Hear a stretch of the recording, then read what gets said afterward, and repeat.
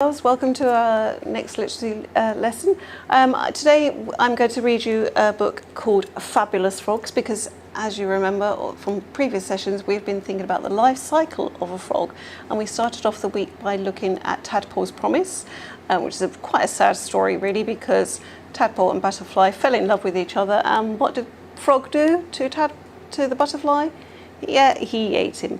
And then we've looked at some information book and looked at the actual life cycle of a tadpole and how it grows into a frog. Today I'm going to read you give you some more information about fabulous frogs. Okay, so are you listening carefully, because I'm going to ask you to do something to test your Googliness using the internet to find out some information about one of these frogs, so watch carefully. Did you know that there are more than 5,000 different kinds of frog altogether? Each one is different, but they have some things in common. Frogs all have short bodies and big back legs, smaller front legs and no tail, and almost all of them can jump, but some can only manage short hops. They eat small animals like snails and slugs and worms and beetles and flies. Okay? And frogs do some of their breathing through their skin and usually live in damp places. Okay?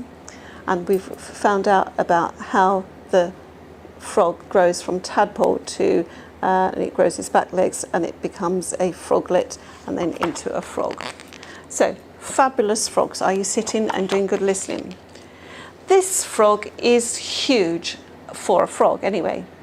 It's called a Goliath frog and it lives in West Africa. It's the biggest frog in the whole world, and sometimes it eats other frogs too.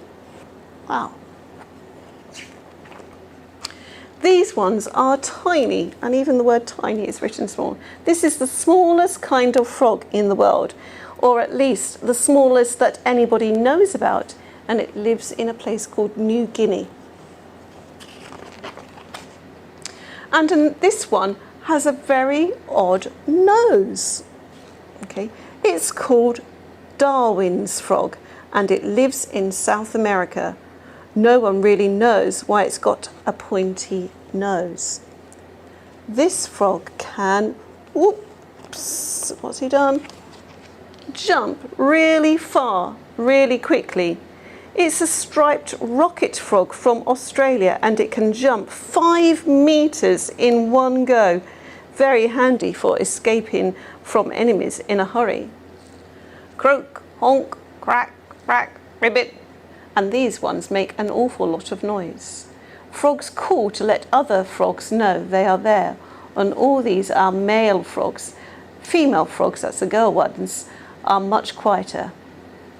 The big one in the middle is called a bullfrog. This one is called a flying frog, although it can't fly. It lives in trees in forests in Southeast Asia. It spreads out the skin between its toes to help it float in the air, and when it jumps from tree to tree. Okay, almost like bat's wings, aren't they? And this one is called a hairy frog, although it doesn't have any proper hairs. The hairy frog lives in West Africa, and the things that look like hairs are little strips of skin. They probably help the frog breathe when it's underwater. Okay, so this is skin, although it looks hairy. Okay. I think these frogs are all very beautiful. I couldn't tell you which one was the most beautiful, but I can tell you that each one could kill a horse if the horse was silly enough to eat it, because they're all very poisonous. Okay, so you need to keep away from any brightly coloured frogs. Okay, these frogs make a nest of foam for their eggs. Okay, and I'm going to skip on. Okay, and this one can live buried in the ground for years, waiting for the rain. So there's lots of different types of frogs, okay, and these frogs are all very wonderful. A bullfrog, okay, the hairy frog, okay, poisonous frogs. I'd like you to just find out a bit of information. Okay, so this time you are going to have to go onto the internet on your iPad or computer, ask your grown-ups to help you. And I want you to find some information, some more information about the Darwin frog. Do you remember that one that had the funny nose? Let me show you this picture again so you know what it looks like. The Darwin frog. Okay, that's the Darwin frog. Okay, just here. It's got a funny type nose.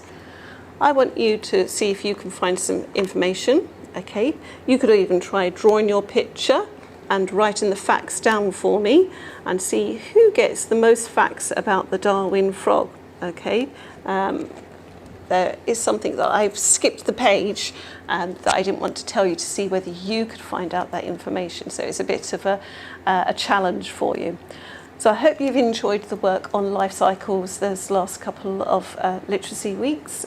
So get started and have fun researching the Darwin frog. Okay, bye-bye.